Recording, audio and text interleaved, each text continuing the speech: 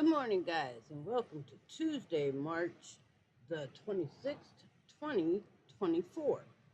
Now, because Philemon was one page or one letter long, we are now into weekend mode. So, we're doing open talk, Bible talk this week for the rest of the week from today, Tuesday, until Saturday. And then we are also going to be starting a new month, which means there's going to be something new and exciting coming up. So be looking for that in Friday's announcements. Okay, today we're talking uh, with our free talk, open talk. We're going to be talking about raising children. Now, you have seen the world go absolutely crazy with what's going on in the public classrooms, the public libraries, with the way children don't know what gender they are, from children not knowing what gender they are, to teachers making their home and private life the students' classroom and business. The students, their private life is now their students' classroom business. Go figure. When I was a kid growing up, I didn't know who my teacher's boyfriend, girlfriend, spouse was, let alone anything else. Half of my teachers growing up, I didn't even know their first name. I knew them as Mr. and Mrs. Whatever their last name was. We didn't even know their first name, let alone who their spouse was, who, and what they were doing at home. So, looking into Bible verses, I found this. Look, if you look at the screen behind you, you will see Proverbs 20, chapter 22, and verse 6. Start children off on the way they should go, and even when they are older, they will not turn from it. So, Proverbs 22 and verse 6 tells us that if we raise a child right, start them off from infancy in the way they should go for the rest of their life, and when they are older, they will not depart from it. Now,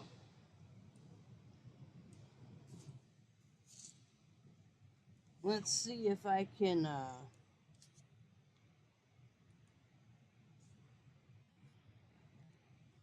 keep the video going and bring you guys through the rest of them. Ephesians 6 and 4. Fathers, do not provoke your children. Okay, so now I'm reading from the other side. You may not be able to see it because of the camera. But this is the translation I'm used to. So, fathers, do not provoke your children to anger by the way you treat them. Rather, bring them up with discipline and instruction that comes from the Lord. Now, the side you're probably seeing says, Father, do not aspirate your children. Instead, bring them up and training them in instructions of the Lord. Okay? Now, let's go back to Proverbs. So, if you're watching the back of your screen, if you're watching the if you're watching this video and you're watching the screen, it should be changing so you can keep up with the scriptures, with the verses, with the chapters that I'm reading.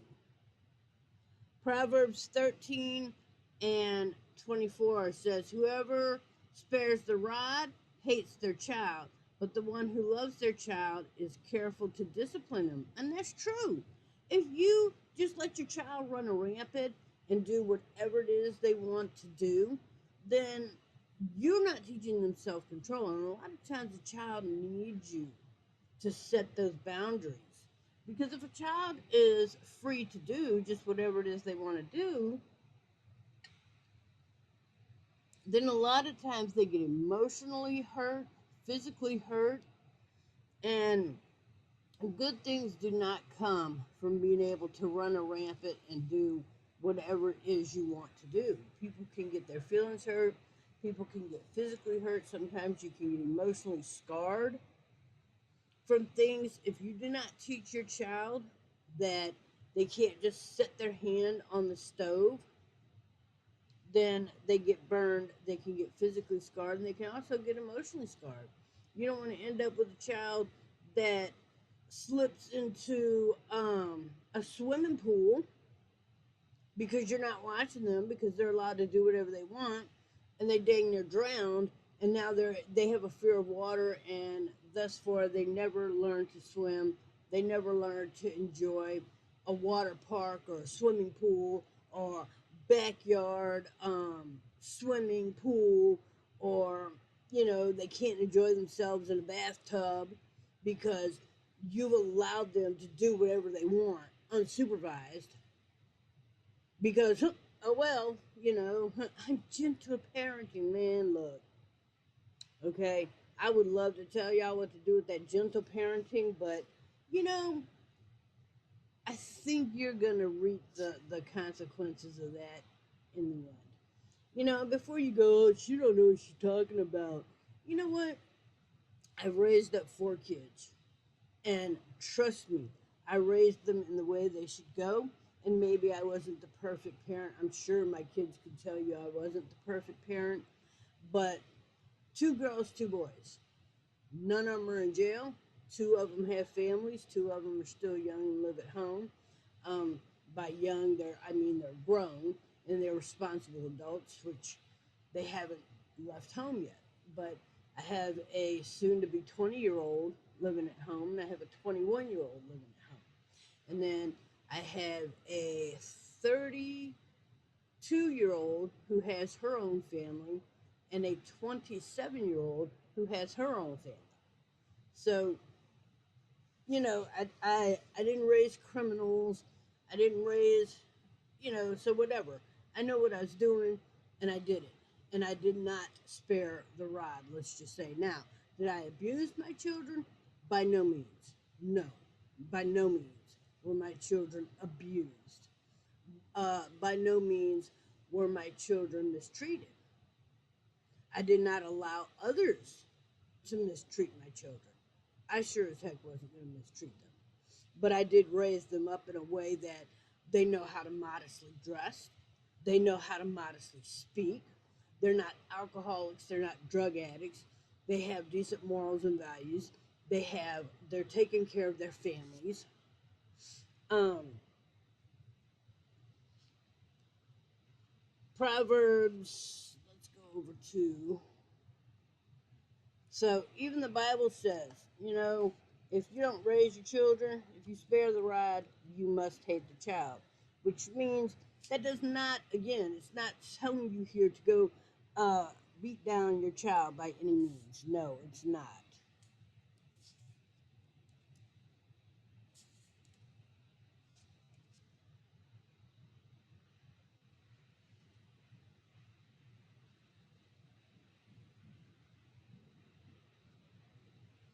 Okay, so reading from the left hand side, to discipline a child produces wisdom, but a mother who disgraces by an undisciplined child. But a mother is disgraced by an undisciplined child. And that is very true. A rod is a reprimand in part. A re- ah, the right hand side, the New International says a rod and a reprimand impart wisdom, but a child left undisciplined disgraces its mother. That's true. If you don't discipline your child, if you think it's cute, every time your child is showing their behind at 2, 3, 4 years old, you pull out the video camera or your phone and go, oh, look, little Johnny stole a pack of bubble gum. Guess what? Guess what? By the time they're 12, they'll be stealing from the department store. By the time they're 16, they'll be stealing cars. Before it's over, they'll be stealing from your house, your bank account. They're going to bring you shame and dishonor. Everybody in the neighborhood's going to know that your child's a thief. Everybody in the neighborhood's going to know that they don't want your child anywhere near their child, anywhere near their home, anywhere near their business. They want nothing to do with you or your child. And if you do happen to go to church, the people that you're sitting around will be clutching their purse like this. No one is going to want you, let alone your child, anywhere near them. Because they're going to figure if your child's like that, you must have taught them that. If your child steals, you taught them it was okay to steal. So then, that's just some of the things the Bible tells us. Now, the Bible, you're free to rewind this tape or this recording and go back and see, but I'll run over it again.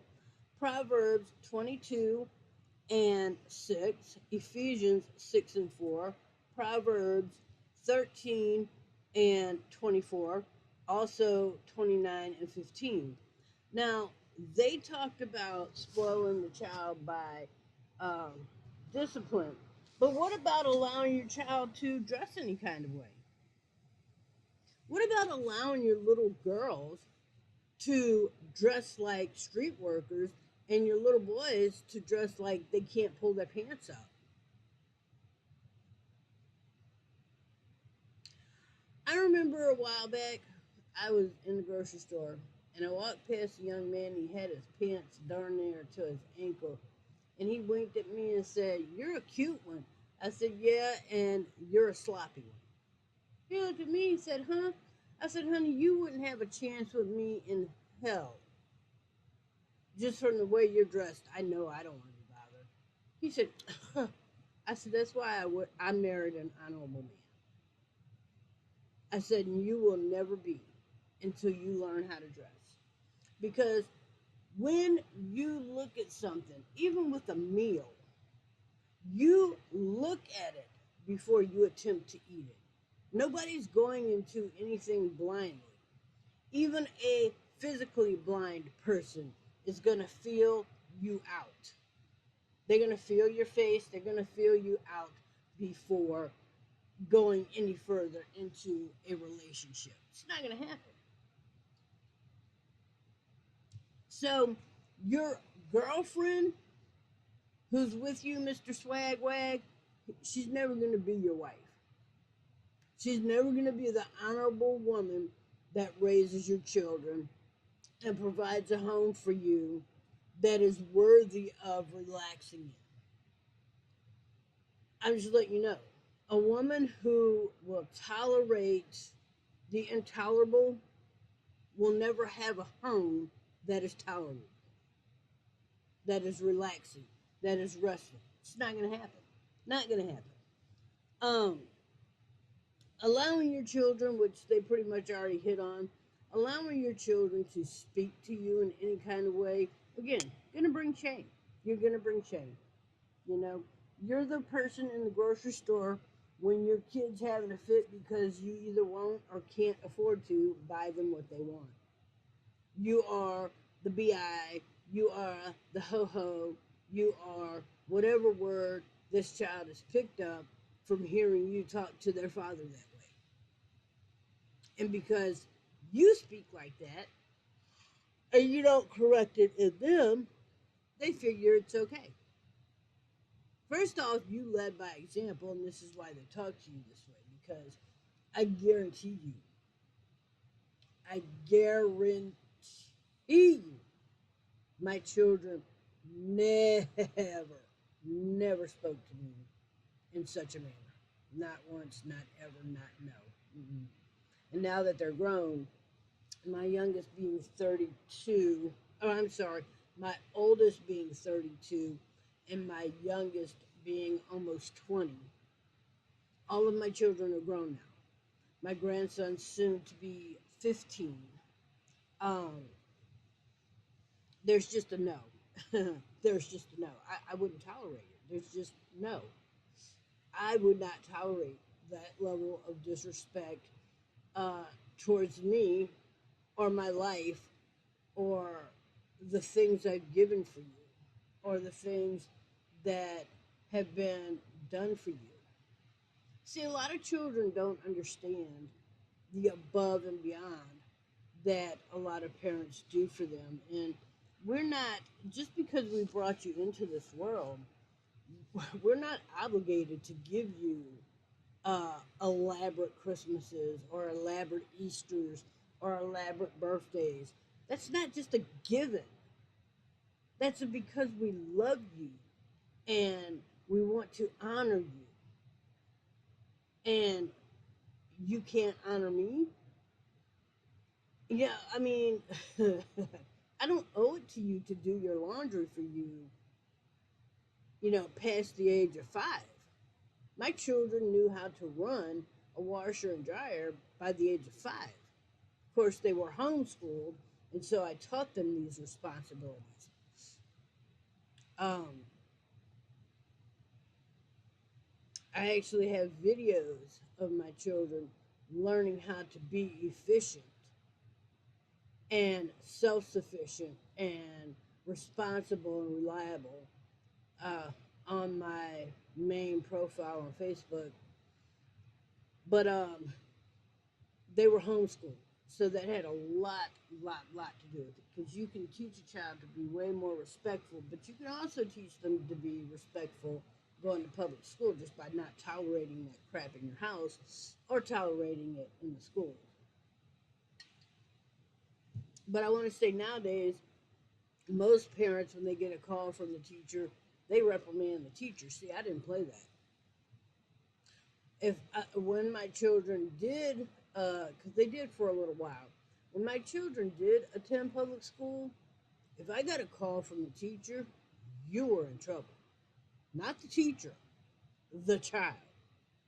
See, my children were one of those kids, and I hope I have a teacher watching, because I first off want to say thank you for what you do and what you tolerate and what you put up with in a day.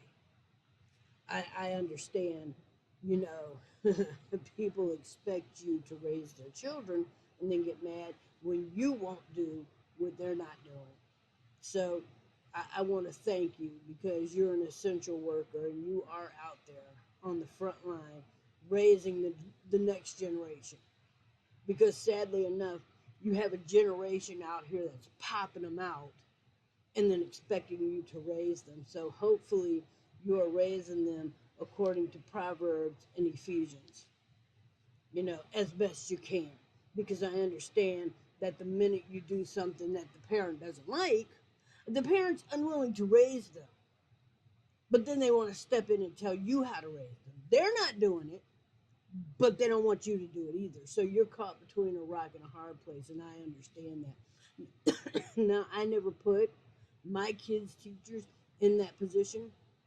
I let my teachers know that, look, you call me anytime, anywhere, any place that my child's not doing what they're supposed to be, and I guarantee you, I will fix that problem.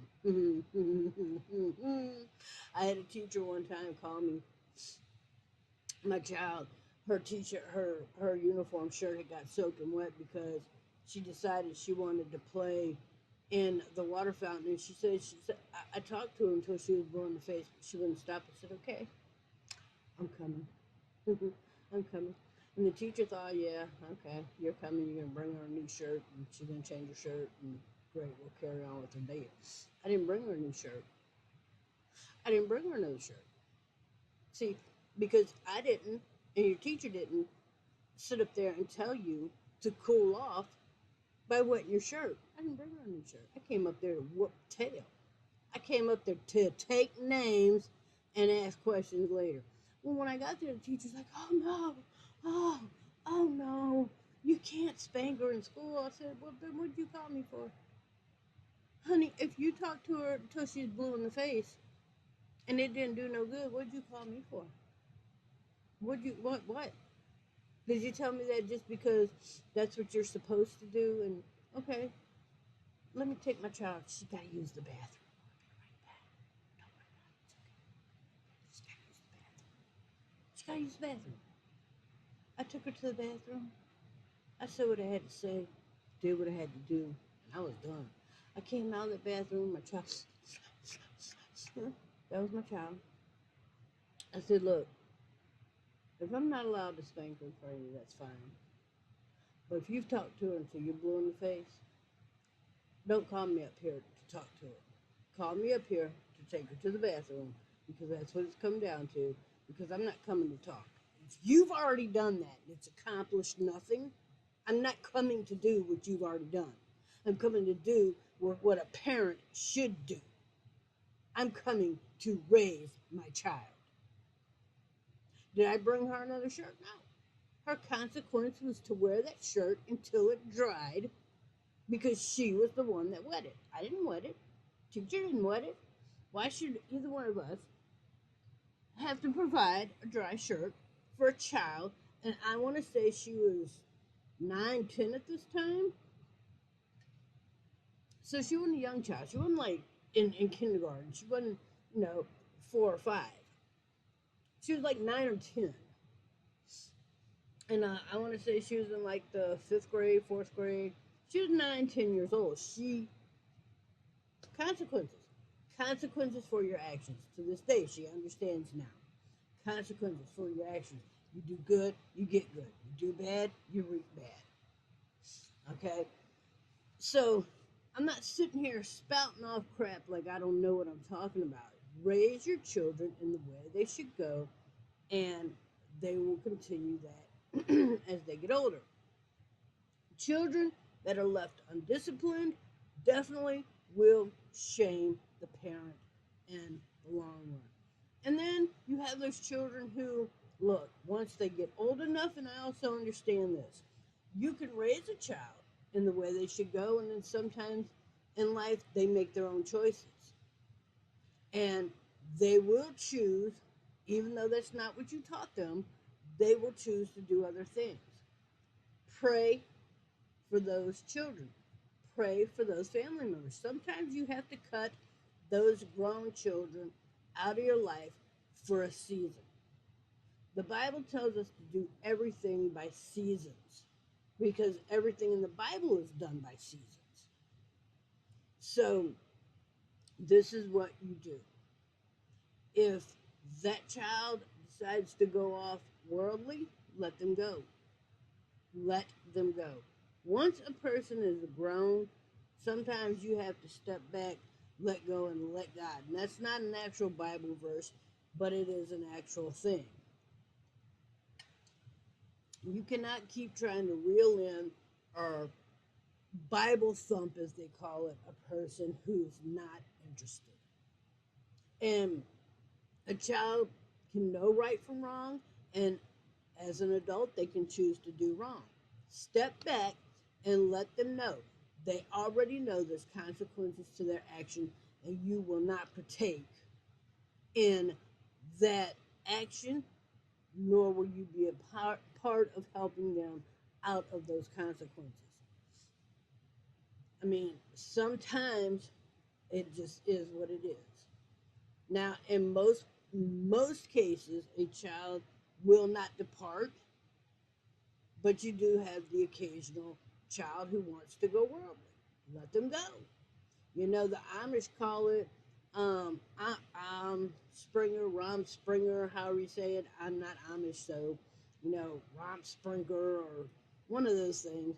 And the children go off and they see if they want to be worldly and they come back, and some of them go into the world. And then some of them stay on their reservation. That is what it is. All right. The Bible says if you teach a child in the way they should go, when they get older, they will not depart from it. That is true. Because, again, here's the thing. A child knows right from wrong. And though they may see worldly for a minute, they'll come back to it. Because they do wrong or they do right with the knowledge of knowing that there are consequences, be it good or bad, for what they're doing. So, like I said before, I taught my children very young to be modest, male and female. Like, you'll see boys walking up and down the street with no shirt on. It's hot, it's 100 degrees on. They've got their shirt over their shoulder or tucked in their... My children do not walk around half-dressed, half naked, whether they were male or female. My boys do not come to this day. 21 and almost 20, they don't walk around the house and their underwear just follow the lie. They do not stand around half. I don't want to see that. I don't want to see my sons half dressed, half naked. So they no, they stay modest. They keep their clothes on. All right. So moving right along because this one got a little lengthy, but hey, it's free talk. It's free talk, open talk, Bible talk week. So your wisdom verse is Romans 3:23. For everyone has sinned and fallen short of God's glorious standards. That's true. Romans 3:23. We have all sinned and fallen short, but we don't have to stay there.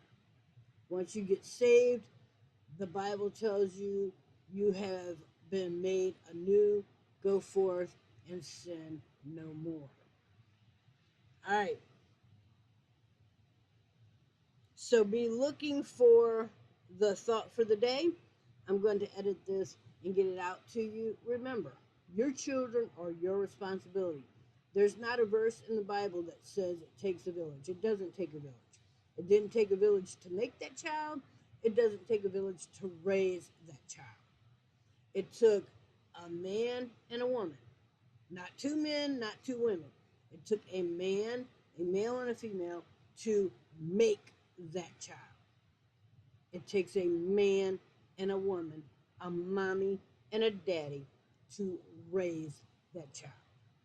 And you know right from wrong, so you know respectful and you know disrespectful. Teach it to your children.